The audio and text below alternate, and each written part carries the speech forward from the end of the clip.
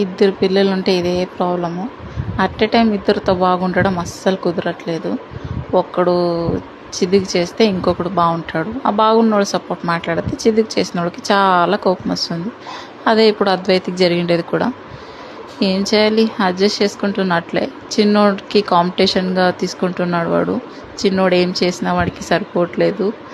అందుకే వాడితో మాట్లాడొద్దు, నగొద్దు అంటున్నాడు ఈ మధ్యన. ఇంకా వంట విషయానికి వస్తే ఈరోజు పాలకూర మెంతికూర పల్లె పెట్టి పప్పు చేసినాను. చాలా టేస్ట్ బాగా అనిపించింది. చాలా రోజులైంది కాబట్టి టేస్ట్ సూపర్గా అనిపించింది. నాన్ వెజ్ కన్నా వెజ్జే బెటర్ అనిపిస్తుంది ఈ మధ్యన. పప్పు హెల్దీ కూడా, పల్లె హెల్దీ. సో అనుకుంటున్నాను ఇంకా నాన్ వెజ్ మానేయాలనేసి. అది చూడాలి ఎప్పుడవుతుందనేసి. ఆల్మోస్ట్ మానేసినట్టే. 2-3 months అయింది తినలేదు. 2-3 monthsలో ఒక్కసారి మాత్రమే తిన్నా. అది కూడా బాగా అనిపించలేదు. టేస్ట్ బాగుంది కానీ నాకే తినేకి మనసు లేదంతే. బట్ ఈ పప్పులో కొద్దిగా ఉప్పు తక్కువైంది కానీ టేస్ట్ అనిపించింది. వెజ్ ఎట్లా చేసినా బాగానే ఉంటుంది అనిపిస్తుంది నాకైతే. నాన్ వెజ్కి అయితే పర్ఫెక్ట్గా ఏది ఎంత పడాలో అంత పడాల్సిండేదే. బట్ వెజ్ అలా కాదు, కొంచెం తక్కువైనా అడ్జస్ట్ చేసుకొని తినొచ్చు. టేస్ట్ ఉంటుంది, హెల్త్ ఉంటుంది.